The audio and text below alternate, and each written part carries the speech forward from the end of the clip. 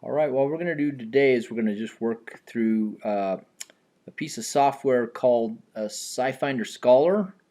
And I guess what I'd say about Scifinder Scholar is, I'm going to kind of run through these objectives. It is a search engine that allows you to search into peer-reviewed literature. But unlike just Google Scholar, it has a lot of distinct advantages. It can limit your searches by time frame. You can look during years. It can cut down to the language the articles are in, and ultimately you can pick the types, so you can pick between peer-reviewed journal articles, patents, or just reviews or books.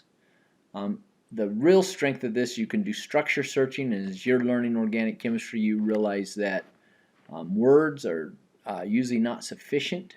It's a lot of times easier if you can just draw the line bond drawings, and then it's easier to search. And so that's what we're going to work on today. The goal is for you to know how to use the software to do word searches, structure searches. Also familiarize yourself with what's called the CAS number, which is basically a chemical abstracting service number that's associated with every chemical we know of.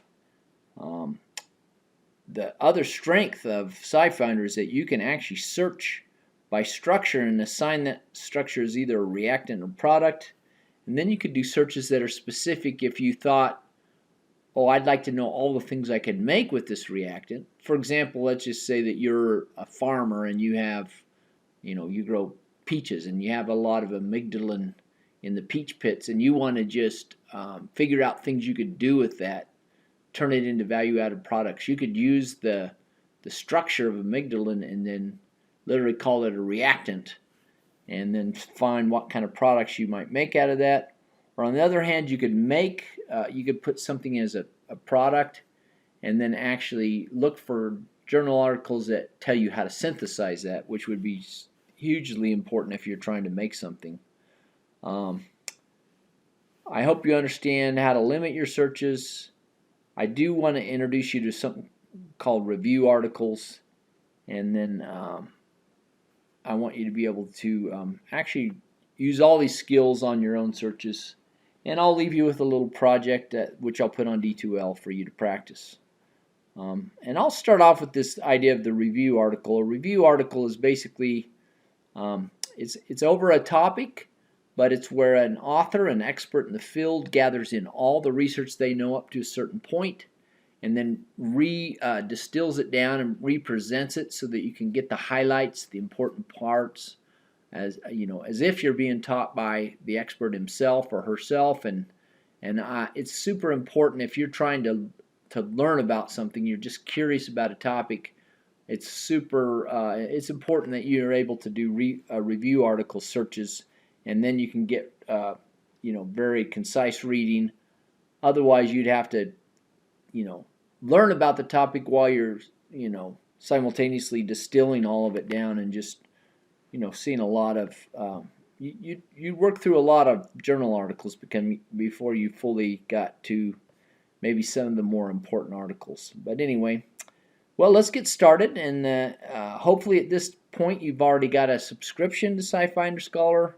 It's free, but basically I want you to be signed up with a login and password and know how to go through our library system, because once you access articles through our library system, then you will be able to download the articles themselves.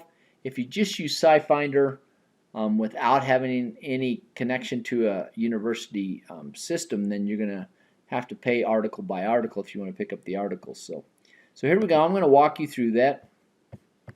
So I'm just going to go out to Google and look for the Aurora library. And there we are, and I'm going to go, I chose Aurora Library, but I went straight for the databases. So I'm going to put in SciFinder and then just search. And there it is, SciFinder Scholar. Again, I remind you, if you haven't registered, you have to click this first, register, then you'll come back and hit the Scifinder Scholar. So that's where I'm at. Now you see how it's running us through our library subscriptions. And so I'm going to do my official login. I'm going to pause this so I can type in my S number and password. And you would be doing the same. And when I restart, I'll be on the next. Alright, so here I am. I got to the next page. Now I'm at the SciFinder site, and it knows I'm coming through in a library, so it's going to allow me to have access to journals. Again, I'm going to put in my username and password. I'm going to tell it to keep me signed in. You'll do the same. Then we'll restart again when I'm to the next page. Alright, so now I'm there. My session is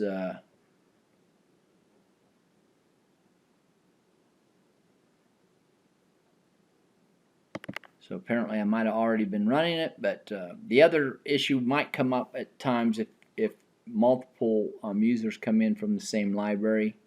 Very seldom have I seen that happen, but sometimes during final weeks, if you're trying to run on a Scifinder Scholar, you might run into somebody else who's already there. All right, so I'm going to just pick a topic of interest to me. So we're going to work on an acid that's a weak organic acid, but it's diprotic. It's a succinic acid. So basically, it's a 4-carbon acid. Basically, it's based on butane, and it's got carboxylic acid groups on both ends. So of those 4 carbons, one end is carboxylic acid. Then there's a 2-carbon hydrocarbon chain connecting it to the other carboxylic acid, which is the other end. So this stuff is it's a value-added chemical, and you can use it to basically as a starting material for a lot of plastics. So here's the kind of the approach, so I can show you all these different things I've been talking about. Let's think about how you could make succinic acid, and I'll look for ways that it was made from bacteria. So I'm aware that some people have done some microbiology on bacteria, altered their DNA code so that it actually spit out succinic acid. Once you get here, again, you can kind of see how it already down selects and says succinic acid from bacteria exactly as I entered, and there's just 24 references, so those are all really good. But even if I want to expand my search up, I can get the larger one and just say, I want succinic acid and bacteria, but they're very close together. But if I got that, I'd have about 1,200 references. Then I'd have to start down selecting pretty quickly. But I'm going to get these 24 and just work with them so I can just show you some of the ideas that I was talking about.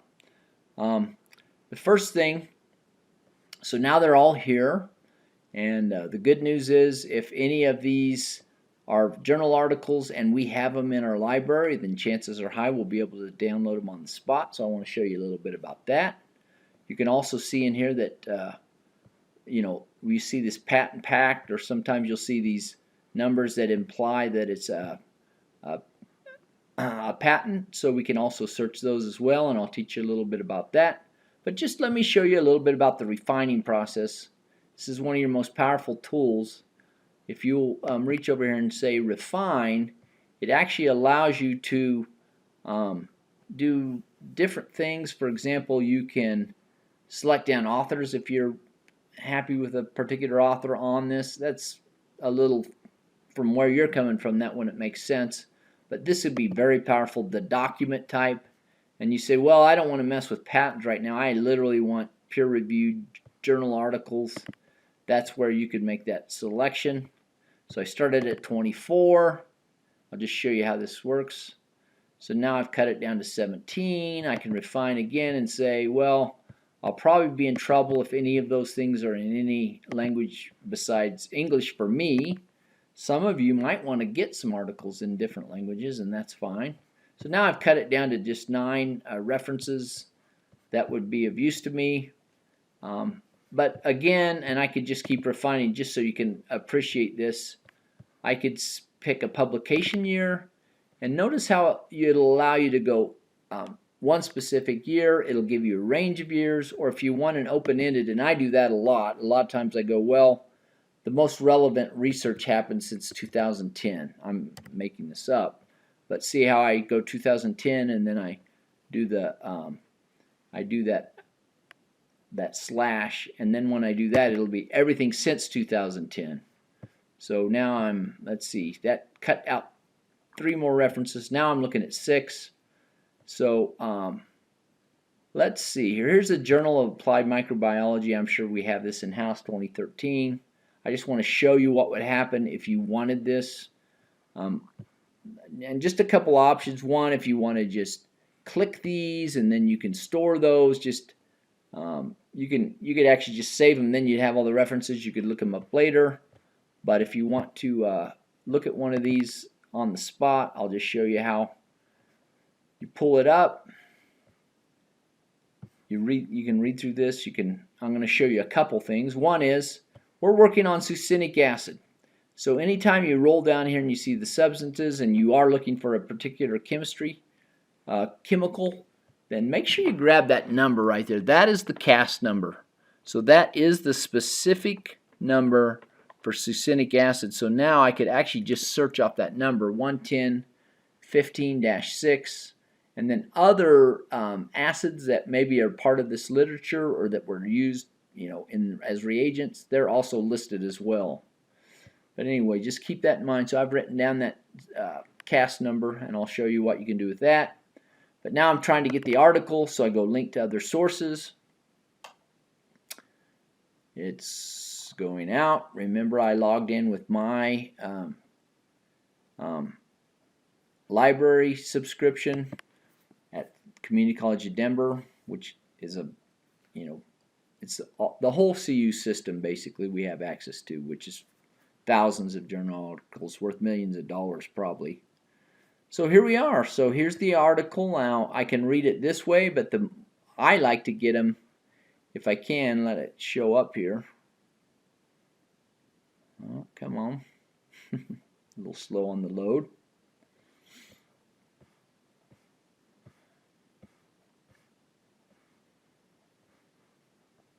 And part of what I'd like for, if you're in my organic class reading this, then what I'd really like for you guys to focus on in particular is to do the introduction whenever you're reading some of these articles and kind of get used to how these introductions are written. Whew, this one's moving slow.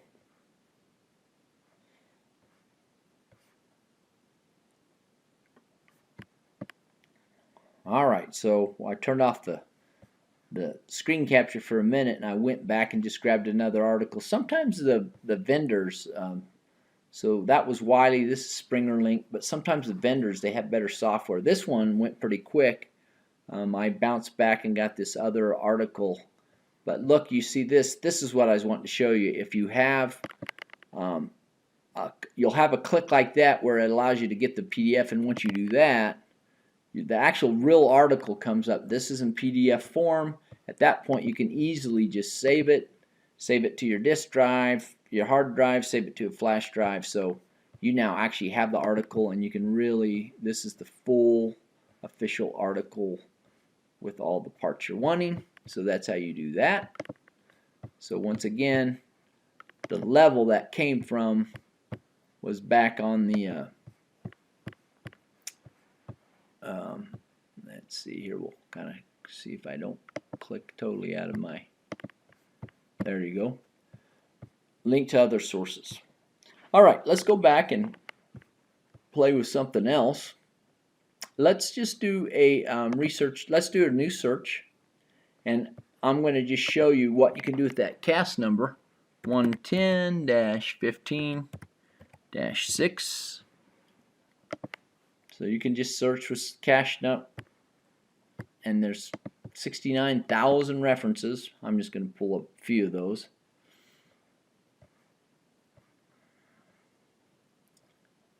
And you would look through here, and before long you'd start to see these connections back to succinic acid. But anyway, that's kind of where that comes into play. So let's do something else. It's kind of fun. And this really starts to show how important this is. Let's do a structure search. So like I said, in organic chemistry, sometimes it's helpful to just draw the structure. So I'm going to just draw succinic acid. So you'll get familiar with all these tools. You'll look around on SciFinder. It has the ability to draw rings, so that speeds things up considerably. You can select different atoms. This is a nice tool though for hydrocarbon chains. I need a 4-carbon chain, so you see as I draw it, it automatically numbers it. So now I'm going to go out on the end. Make sure though that you do connecting.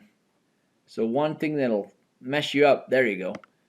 You see how that red turned on? That meant I'm definitely connected to the chain. If I don't allow that to happen, I'll start drawing and it won't connect it. It'll look like it's connected, but it's actually hanging out in space, so that's of no use, so you don't want that. And yeah, it creates all sorts of little problem children there. So here we go. We'll get back to business. Draw another. Put some oxygens on the end. Alright. A little finicky sometimes. Get a single bond. Still hanging out with oxygen. That's good. And then we'll put the old carboxylic acid group on there. There's the acidic proton. 1, 2, 3, 4. So this is succinic acid. And just a little mnemonic, which you'll learn later. This might be fun for you to write down. But these dicarboxylic acids, they could start with 2 dicarboxylic acids side by side. So in other words, built on an ethane chain. And then you could go up to a 3-carbon chain, and now I'm at a 4, and you can go on. And the way you remember the names of those is, oh my, such good apple pie. So you could have oxalic acid, malonic acid, succinic acid is what we're looking at, adipic acid, and then picric acid. So anyway, that's just kind of a fun mnemonic to do these chains. So anyway, you could actually search off of this. You can do an exact search, meaning I want exactly the material that's there, and that could be really powerful. You can do, and I'll show you some other fun things with that. Okay, we're going to go out and search. I'm sure I'm going to get lots of hits, lots of succinic acid. But it's kind of fun when you're in a structural mode. So here's my succinic acid. There's that confirm my CAS number. See it? So this is definitely succinic acid. Here's the other highlight. Let's just say that you're wanting to, like you said, make succinic acid in the lab, but you're thinking, oh man, I'd really like to, buy some succinic acid to use as a standard or whatever. So if you run over this, you have some different options here. You have references, and that's if you click that, would actually get all the references about this particular chemical. But this is really a great button. See that commercial sources? Click that, and off we go. And voila, you can just start ordering succinic acid from all these different vendors. So plenty of people sell it. Alright, so there's that. Super helpful. Another thing is, if you had made something new in the lab, and I've gotten these situations before where I was dreaming up something and I thought, wow, man, I wonder if anybody's made that. Well, I go right to the structure search. I basically go through here and see if it's commercially available, which would obviously be a slam dunk, or just if somebody's come up with the synthesis route. Okay. Let me show you something else that's really important off this substance. Go back to the structure, and then we're doing pretty good here. Let's see.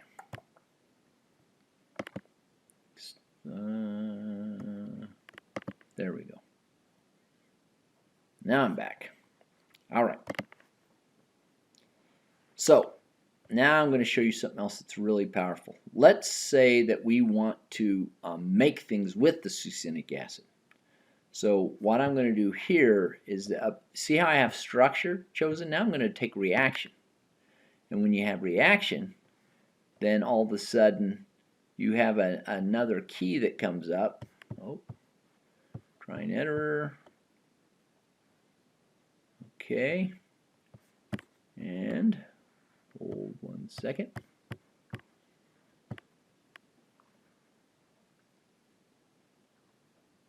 Substructure, okay, we'll get reactions.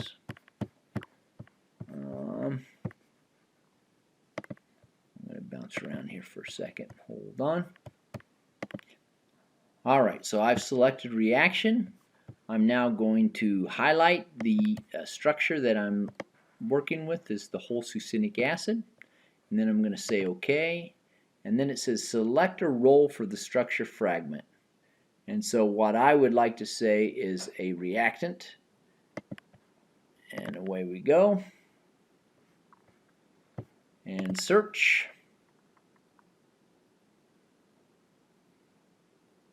And this is that technique I was talking about earlier, where you could literally hinge off of this and just say, okay, I'm going to start with succinic acid and start making stuff with it. So I chose it as a reactant. The other thing you could have done was gone and made it a product, and then you would be basically looking for ways to synthesize. So here you go. Now you can start to see, oh yeah, okay, so we took this succinic acid and turned it into, don't know that one right off the top of my head, but it's some sort of ester, cyclic ester. Cool. And this is neat. It looks like it needs some sort of cobalt oxide catalyst from the Chinese Journal of Catalysts. Be interesting to see if that was in-house. Basically change that alcohol out to, makes these alkyl halides. Those are very reactive, good synthesis blocks, and on and on. So it's kind of cool. Well, yeah, there you go. Start with this and make a big monstrous polymer with metals in the center. So very interesting. Anyway, so now you understand that concept.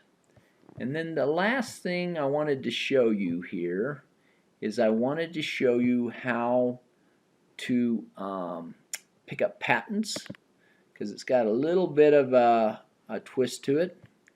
So I'm going to do this. I'm going to go through a different research topic, and I'm going to go succinic acid from sucrose sources. And we'll go for that. Get this.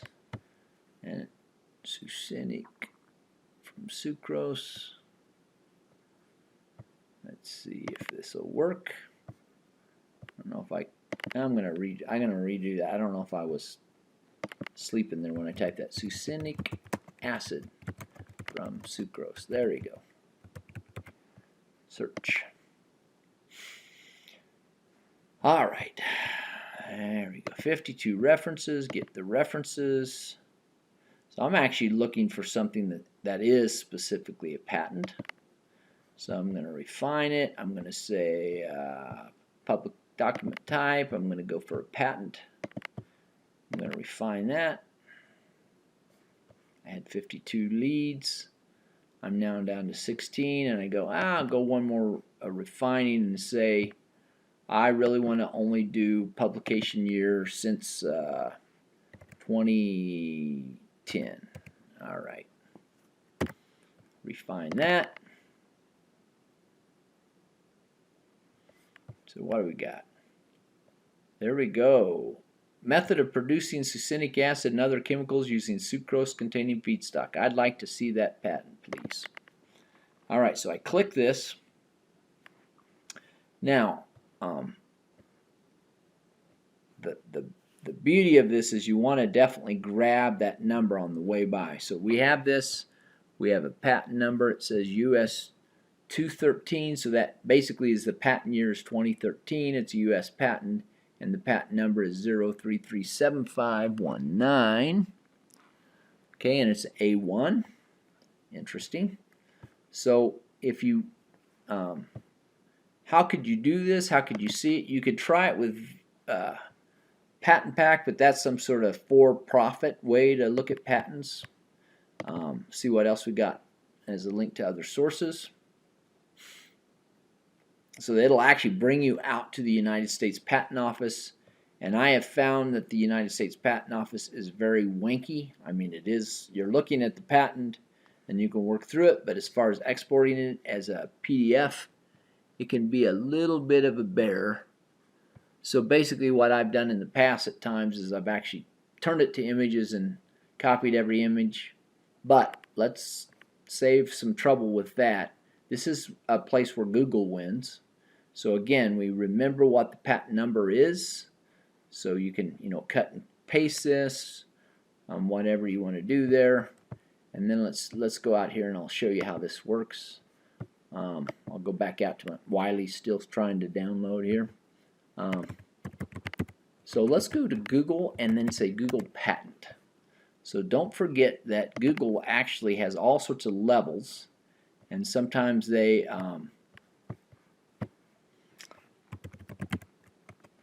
Google Classroom, Google Translate, Google Maps, Google Patent though is the ticket. And let's see here, come on. You're not helping me yet. I was bragging on you and you're not helping me.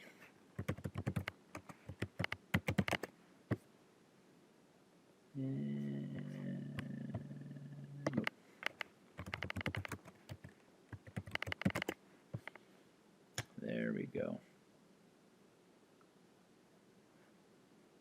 There we go. We'll try this one on. There it is. They also have Google Scholar, which actually does similar to the SciFinder, but it doesn't allow all the nice features of doing the searching. So let's see. We're going to go U.S. Patent. Let's see. U.S. 2013. It's a 0337519 9 A1. There it is. See it? And it even what we were looking for. All right. And there's the glorious PDF we are looking for, and boom, you are now looking at the official patent in a downloadable form, so you can basically save as, put it on your hard drive, etc., etc. So anyway, that is the strength of the Scifinder Scholar. But again, when it's time to actually pick up patents, I recommend jumping over to Google. So we're going to give you a little project so you can get a little practice with this, and you'll find it very helpful. And I really hope you get caught up in this Scifinder Scholar, because sometimes when you're just thinking, you're daydreaming, you're thinking about ideas. I know that someone in class had mentioned, man, I'd like to be able to, make aspirin in the field, from what you did in lab. Well, this is the sort of thing you could search and really find out all sorts of background information. And so I hope this helps, and I'll call this a good introduction, and then we're going to set you up with a project that allows you to use your new skills. Thank you.